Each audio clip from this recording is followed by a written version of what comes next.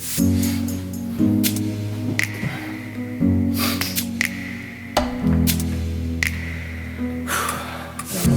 can't even speak. Okay, this is going to be a new series where I actually talk to the camera like a typical vlogger, something that I really want to talk about, something I'm really interested in, where I actually gather my thoughts and I put it together and I try to make a video. The topic we're talking about today is how to be intentional while dating. Let me explain.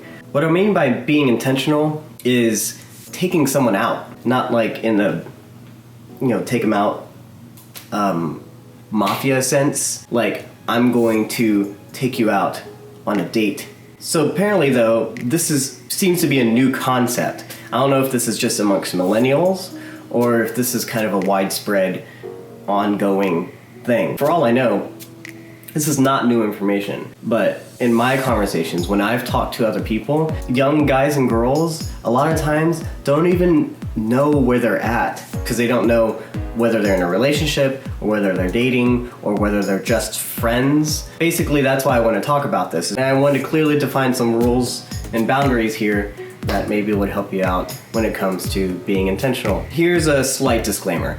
I am talking about dating in a very traditional sense, as in a guy asks the girl and not the other way around, because I still kind of view it that way, and I think society in itself does kind of view it that way. So that said, this is not this end-all be-all kind of list. It doesn't have to be the right way or the only way, especially for people out there who just want to have fun or are just taking things casual. I'm mostly talking to the people who are looking for someone, want to be in a relationship, concerned about who they might spend the rest of their life with. If there's something inside you that tells you like you want to do things a little bit differently, or like this search that you're constantly on, this universal search that everyone seems to be looking for, if you're trying to find love, then maybe some of these tips might help. Let's get into the list. So number 1, know what you want. Make a list of things that you're looking for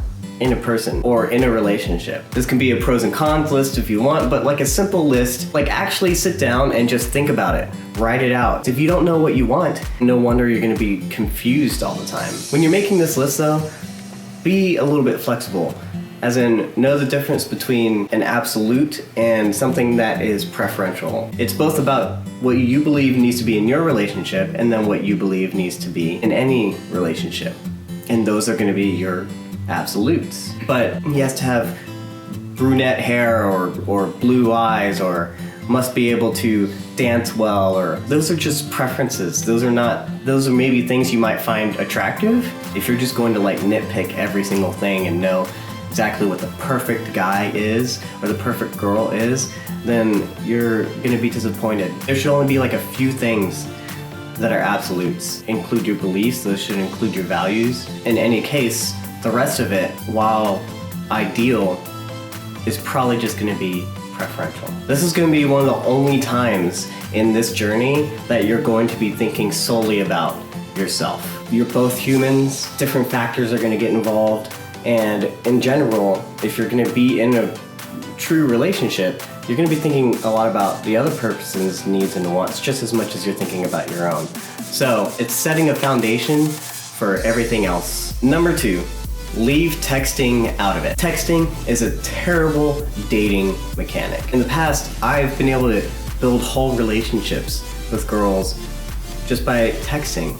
And that's because I can change what I'm about to say before I send anything. That's because I really can take the time to think about stuff. That's because I can choose how long I wait to reply based on how I want to come across. It's very manipulative, even though we're not actually trying to be manipulative. The best way to get to know someone is in person. And we know as social beings that the majority of communication is nonverbal. We take cues from the way that someone speaks, from like seeing how they are, from gestures to body language. It's all about being there in person. And listen, if you don't have a chance to get together and you are really interested in someone and you really do want to get to know them, then use the phone. This is called a phone. There's an app on here to be able to talk to them. Isn't that what our phone bills are supposed to be. You know how to use this. You know what a phone is. Use it. And that's our next step, is to ask them out proper. You know what's weird is in this generation, we have coined the phrase Netflix and chill. I don't know why we're proud of this. This is really the whole point of me making this video, is that people just don't understand how to ask someone out.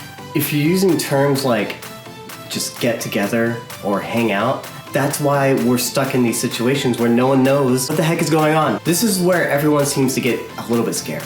If you use the word, I want to take you out, better yet, I find you really interesting and I would really enjoy it if you'd let me take you out. Apparently, we're afraid of this commitment or something, or we're afraid that things are moving too fast. This is too much stress, this is too much whatever, I don't know. But here's the thing, is no one's asking you to marry them. What you're doing whenever you intentionally say this is you're telling another person that you're a person that I find really fascinating and I want to know why. Saying those phrases lets the other person know exactly where you're at. I feel a little bit like Heath Ledger as the Joker when I want to talk about this. It's talk about having one little Netflix and chill session and nobody bats an eye. But you say, I'm gonna take you out for dinner and a movie, and everyone loses their minds. Or the person getting asked, you're not exempt from this. If you don't want to date that person, or you aren't feeling the same way, then tell them. Say no. And guys will leave you alone if you're honest with them. But here's the problem. Males, we like a challenge. And I'll tell you what, based on my own personal experience, if there's ever been a time where I could possibly change your mind, I wanted to be the one to do it. And I wanted to do it in the most romantic way possible. You have to close the door. I know you didn't open it in the first place, but let's be reasonable. The door's been opened, and if you don't want that door to be open, then close it. Number 4. Don't keep it a secret. When people are going out on dates and stuff, they don't want anyone else to really know. They don't want to make a big deal out of it, so they don't tell anyone. But here's the problem. Your friends, they don't like being blindsided. Like, tell your friends, I'm going out on a date. I'm taking someone out. They want to be involved in your life, and you don't have to give them any major details, who the person is or their name or any of that different stuff, but at least tell them that you're going on a date, because later on that's going to help you like sort through the thoughts in your mind. After the date, your friend will be able to ask you, hey, how did the date go? And you get to express your thoughts about it. And in expressing those thoughts, sometimes you get a clear indication of how you do feel about it. Most of the time we do this on our own and we don't really know how to, but your friends give you insight on things that you may not have seen there. And here's another thing. I hate meeting a girl's friends and they don't know who the hell I am. I'm just some guy. I'm the friend. I'm her. Maybe I'm alone in this, but I really do enjoy like a good interrogation session. Let's say you get to that point and I finally get to meet the friends. They're like, oh, so this is the guy. I'm the guy. Yeah, they're going to ask the tough questions. And you know what? I'm okay with that. And again, a lot of those scenarios are kind of like further down the line, but at least tell them this is happening. And if nothing happens after that, then great. You move on to the next one. It's not like you're letting them down if the date doesn't work out. They're not really that involved. Step 5, plan something. Don't come up to the date last minute and think that you're just gonna wing it. That just shows laziness. So plan something and be precise. See, I'm terrible at this because I always want everything to be a surprise, and I'm like, you'll see when we get there. You wanna let them know, hey, I'm thinking we're gonna do this, and then we're gonna go do this, because they wanna know what to expect as far as like how to dress and to kind of plan accordingly. Remember, you're interrupting their life and inviting yourself into it.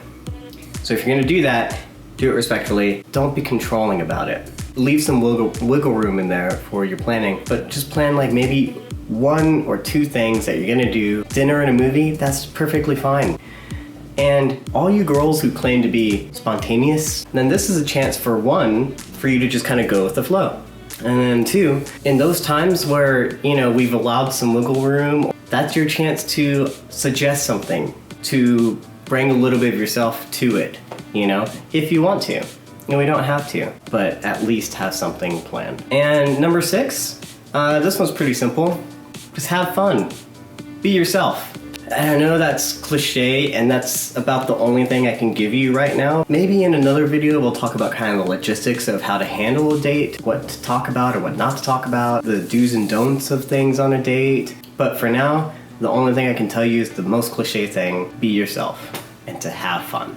Number 7, rely on your intuition. If there's a red flag that comes up, you should probably take notice.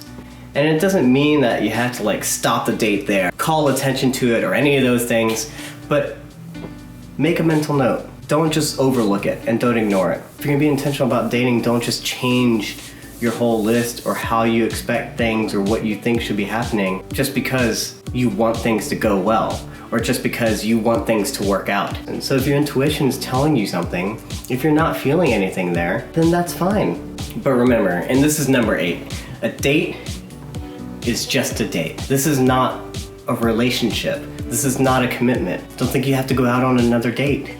And don't think that this means that you're obligated to get something out of that person or that you should expect something from them or that they owe you anything. It's just a date. There's an old tradition where a long time ago you were not allowed to see the same person twice in a row. So if you went out with Tommy on Thursday, but you wanted to see Tommy again on Saturday, Jack had to come in on Friday. It was a way to kind of protect your heart, a way for you to not be able to like jump into things too fast, kind of get to know multiple people and to really develop like what it is that you like. I think we've kind of lost that sense of that and we get caught up into being in just one relationship and we want to be in a relationship so badly. We get stuck with that one person and we don't think about the fact that this person might not be good for us. We need to take a step back from it. And I'm not saying we have to be dating multiple people all the time. What I'm trying to say is that you shouldn't take any single date as an indication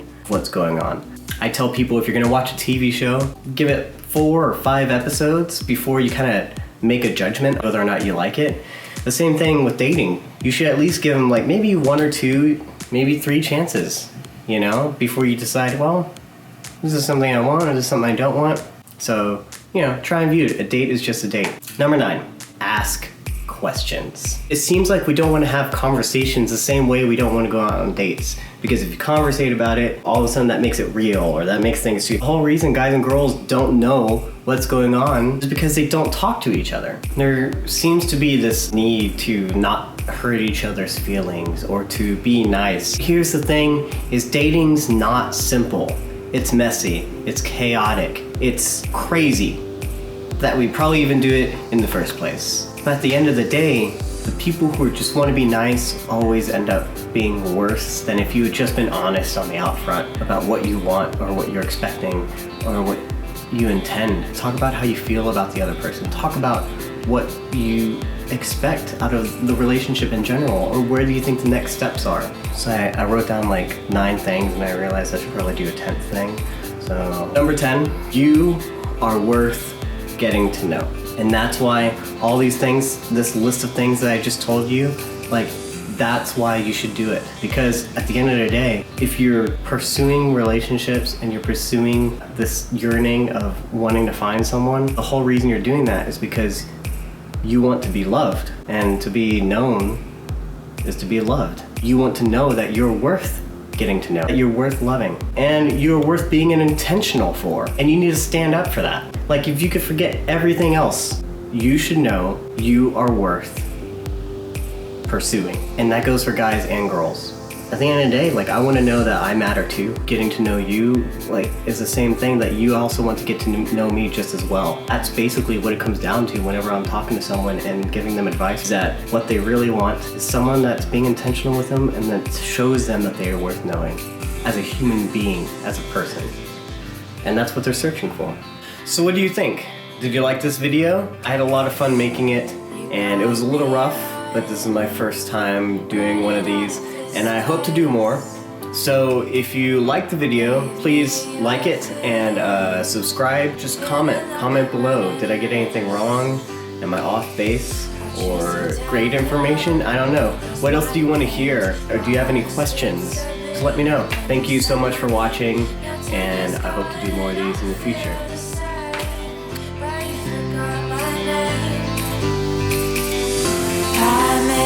The good old days when I was on your mind.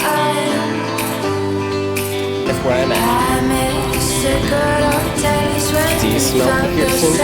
Do you smell him? There he is. Okay, love is like searching for a symphony that's been stuck in your head since the beginning of time. See, at first you're not worried